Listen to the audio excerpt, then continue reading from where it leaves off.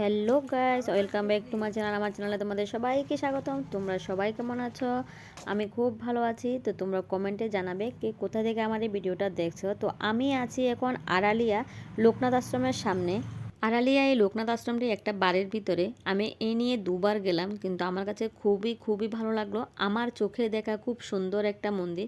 বাবার এই মন্দিরটি খুব সুন্দর, বাবার মূর্তিটাও খুব সুন্দর। আর এই যে শঙ্খটা বানিয়ে রেখেছে এটা কিন্তু খুবই খুবই সুন্দর। তো আমি গিয়েছিলাম এখানে গোলবাটা স্টোনের এই ওষুধ আনতে।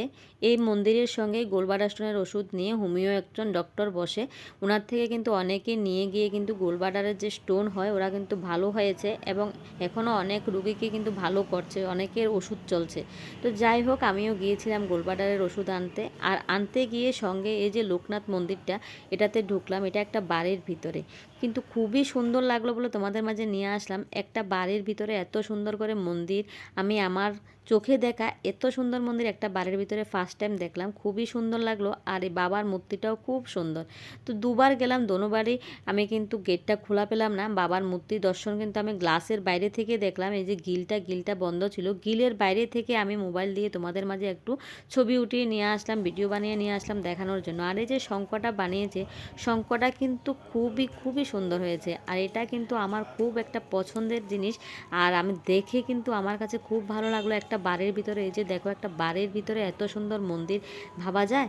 কত সুন্দর করে এই যে একটা আশ্রম, একটা লোকনাথের একটা মন্দির বানাতে গেলে অনেক টাকা খরচা হয়, এটা পুরোটা আশ্রম করে নিয়েছে। এই যে এখানে কিন্তু সুন্দর করে, কিন্তু খুব সুন্দর করে কিন্তু কীর্তন উৎসব হয়।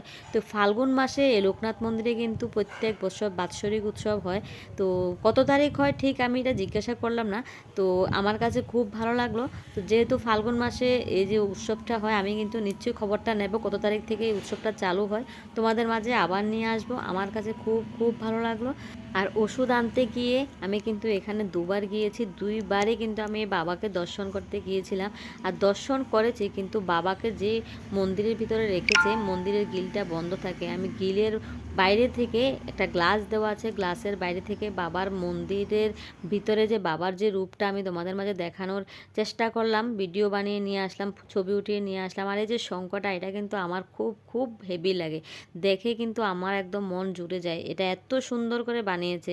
আর এখানে কিন্তু প্রত্যেক বৎসর ফাল্গুন মাসে উৎসব হয়।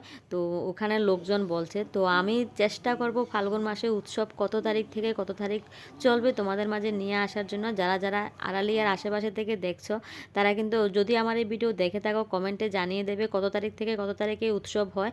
আর আমি তো অবশ্যই খবরটা নিয়ে তোমাদের মাঝে নিয়ে আসবো।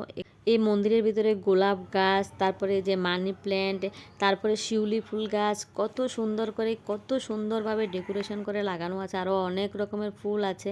আর বাবাকে সত্যি খুব সুন্দর লাগছে। গ্লাসের উপর থেকে আমি মোবাইল দিয়ে যেভাবে তুললাম, এত সুন্দর দেখাচ্ছে। তার মানে বুঝতে পারছো, যদি গেটটা খুলে দিত, তাহলে গেটের খুলে দেওয়ার পরে যে আমি তোমাদের ভিডিও নিয়ে আসতাম, তাহলে আরও কত সুন্দর লাগতো। তো তোমাদের কাছে কেমন লাগলো বাবার এই মন্দিরটা, তোমরা অবশ্যই কমেন্টে জানাবে। যারা যারা আগরতলা আড়ালিয়া থেকে আমার এই ভিডিওটি দেখছো, তোমরা কিন্তু কমেন্টে জানাবে কবে থেকে এখানে উৎসবটা স্টার্ট হচ্ছে। আমি এখান থেকে খবর নিয়ে আসলাম ফাল্গুন মাসে স্টার্ট হয়।